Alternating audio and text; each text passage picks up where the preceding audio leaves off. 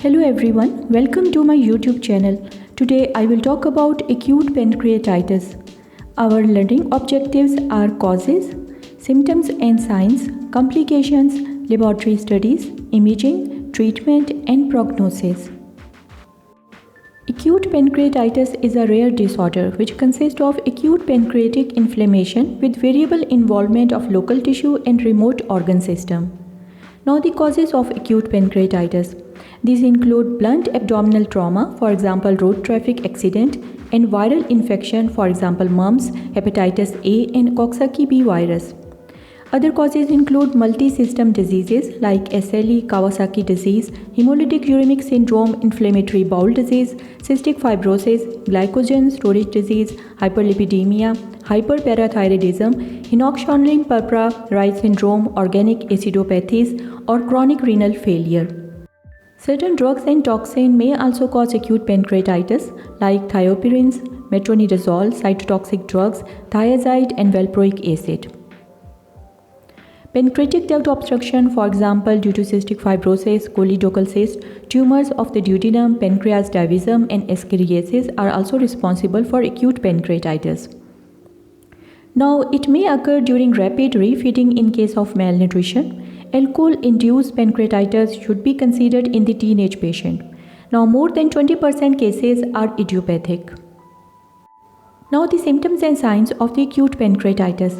An acute onset of persistent, moderate to severe upper abdominal and mid-abdominal pain, occasionally referred to the back, and vomiting is the common presenting picture.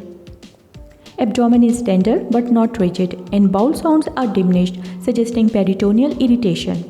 Abdominal distension is common in infants and young children.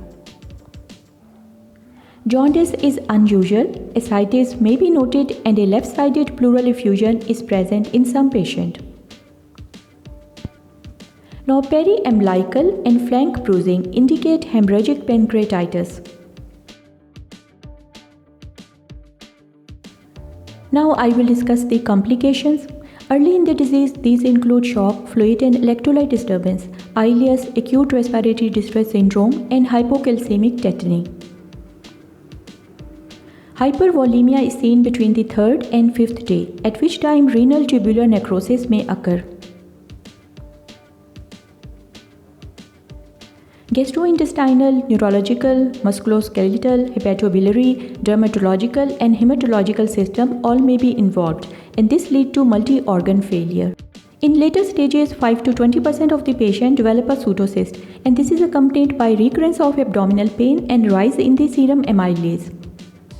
Up to 60 to 70% of these pseudocysts will resolve spontaneously, but infection, hemorrhage, rupture or fistulization may occur. Now, phlegmon formation is common and it may extend from the gland into the retroperitoneum or into the lesser sac. Most regress, but some require drainage. Infection in this inflammatory mass is a constant threat. Now, pancreatic abscess formation is rare and develop 2 to 3 weeks after the initial insult. Fever, leukocytosis, pain suggest this complication, and diagnosis is made by ultrasound and CT scan. Now, chronic pancreatitis, exocrine or endocrine pancreatic insufficiency and pancreatic lithiasis are rare sequelae of the acute pancreatitis. Now, the diagnosis of acute pancreatitis. In blood test, there is leukocytosis. Serum amylase level is elevated, and this is usually present in early stage, except in infants younger than age 6 months who may have hypoamylasemia. Serum lipase is also elevated, and this persists longer than serum amylase. Immunoreactive trypsinogen test, if available, is also helpful.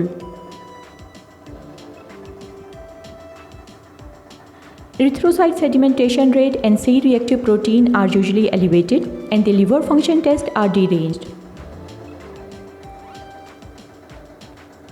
Pancreatic amylase isoenzyme determination can help differentiate non-pancreatic causes of serum amylase elevation. Hyperglycemia, hypocalcemia, falling hematocrit, raising blood urea nitrogen, hypoxemia, and acidosis may all occur in severe cases and imply a poor prognosis. Now, imaging study. Plain radiographic films of the abdomen may show a localized IS, which is sentinel loop. Ultrasonography may show decreased echogenicity of the gland in comparison with the left lobe of the liver. Pseudocyst formation can also be seen early in the course. Now, CT scan is better for detecting pancreatic phlegmon or abscess formation.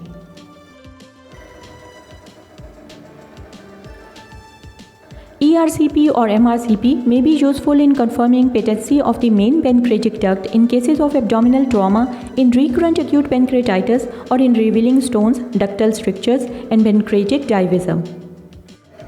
Now, the treatment of acute pancreatitis. Medical management include bed rest, gastric suction, fluid and electrolyte replacement, blood or colloid as needed. Pain should be controlled with opiates. Oxygen may be required if desaturation occurs. Acid suppression may be helpful. Nutrition is provided by the parenteral or enteral route. Broad spectrum antibiotic coverage is useful only in necrotizing pancreatitis.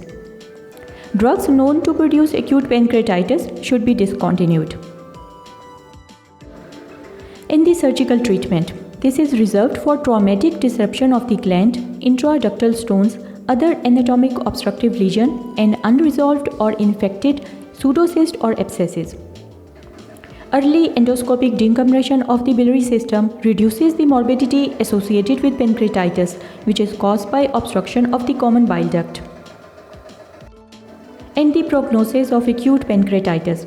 In the pediatric age group, the prognosis is usually good with conservative management. Mortality rate is 5 to 10% in patients treated by operation and 1% in those treated medically. Morbidity rate is high with surgery as a result of fistula formation.